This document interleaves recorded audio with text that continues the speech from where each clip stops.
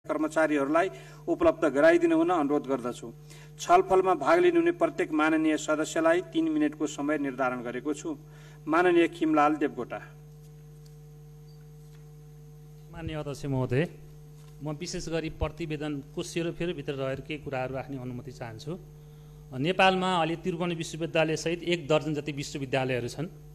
यति धेरै विश्वविद्यालय आवश्यक हो कि होइन यो बहसको विषय होला, तर मेरो विचारमा धेरै विश्वविद्यालयहरू भएका विश्वविद्यालयलाई पनि हामीले व्यवस्थित गर्न सकिरहेका छैनौँ। अरू विश्वविद्यालय त कुरै छोडौँ, त्रिभुवन विश्वविद्यालय पनि लथालिङ्ग भएको अवस्था छ। नयाँ खोल्ने होइन अध्यक्ष महोदय, नयाँ विश्वविद्यालय अब खोल्ने होइन।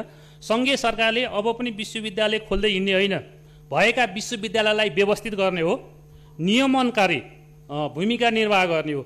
म त त्रिभुवन विश्वविद्यालय सहित एकाध विश्वविद्यालय 1-2टा विश्वविद्यालय मात्रै राखेर बाँकी सबै प्रदेशलाई हस्तान्तरण गर्नुपर्छ भन्ने मान्यता राख्छु।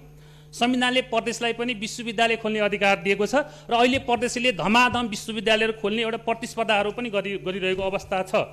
र यसको यो उद्देश्य र आर्थिक टिप्पणी हेर्दाखेरि यो आयुर्वेद सम्बन्धमा त्यसो पठन पाठन लगायतको क्षेत्रमा यसको देखियो र यो दक्ष जनशक्ति उत्पादन गर्ने भनिएको छ। र हामीले त्रिभुवन विश्वविद्यालय र अरू सबै विश्वविद्यालयहरूको अब्जेक्टिभ हेर्ने हो भने सबैको अब्जेक्टिभ भनेको दक्ष जनशक्ति नै उत्पादन गर्ने भनिएको छ। र हामीले अहिलेसम्म दक्ष जनशक्ति उत्पादन गर्न सक्यौँ कि सकेनौँ, यो बहस र गम्भीरतापूर्वक बहस छलफल गर्नुपर्छ अध्यक्ष महोदय।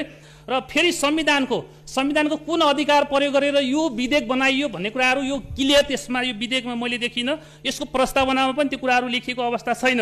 र आर्थिक टिप्पणी हेर्दाखेरि पनि सम्पूर्ण आर्थिक भार चाहिँ सबै नेपाल सरकारलाई पर्ने देखिन्छ। र यो विधेयकको शीर्षकबाट नै अघि मैले भनिसकेँ आयुर्वेद सम्बन्धी पठन पाठन गर्ने भनिएको छ। र त्रिभुवन विश्वविद्यालयमा पनि विभिन्न अध्ययन संस्थानहरू छन्। त्यहाँ एउटा अब हाम्रो रिसर्च सेन्टरहरू पनि सेडा, सिनास, रिकास, सेरिड सबै लथालिङ्ग छन्। ती सबैको काम आयुर्वेद लगायतको विभिन्न क्षेत्रमा अध्ययन अनुसन्धान गर्ने भनिएको छ। र अर्को एउटा इन्स्टिच्युट अफ मेडिसिन अन्तर्गत आयुर्वेद क्याम्पस पनि छ हामीसँग। क्याम्पसको स्तरोन्नति लगायतका लागि विद्यार्थीले पटक आन्दोलन गरेको अवस्था छ। यति हुँदाहुँदै पनि हामीलाई आयुर्वेद सम्बन्धी पठन पाठन लगायतका लागि अलग्गै विश्वविद्यालय किन चाहियो अध्यक्ष महोदय? यसको जवाब यो सम्मानित संसदलाई र नेपाली नागरिकलाई दिनैपर्छ अध्यक्ष महोदय। र यसको केन्द्रीय कार्यालय मैले हेर्दाखेरि यसको केन्द्रीय कार्यालय अरुण उपत्यकाभित्र रहने भन्ने देखियो।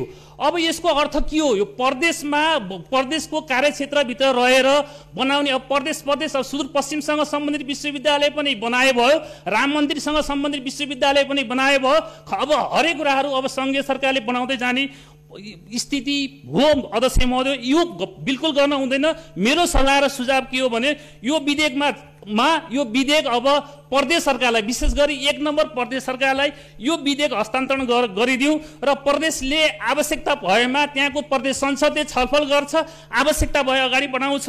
र यो विधेयक ठिक छैन, नबढाउँ भन्ने मेरो अनुरोध हो। हस्त, धन्यवाद।